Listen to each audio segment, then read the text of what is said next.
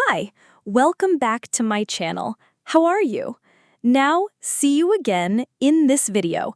I'm gonna show you an interesting conversation about introducing. Introducing yourself is very important in English.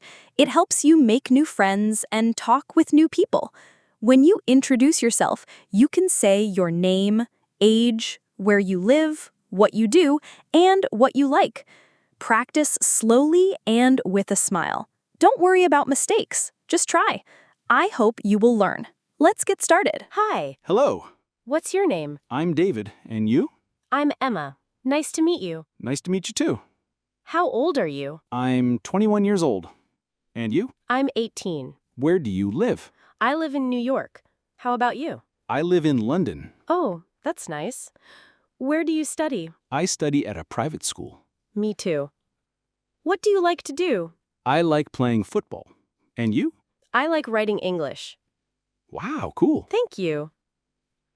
What's your father's name? His name is Mr. Jake. And your father? His name is Mr. Tom. And your mother's name? Her name is Mrs. Lena. Your mother?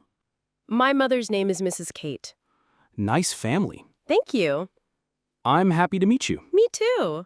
Let's be friends. Yes, friends.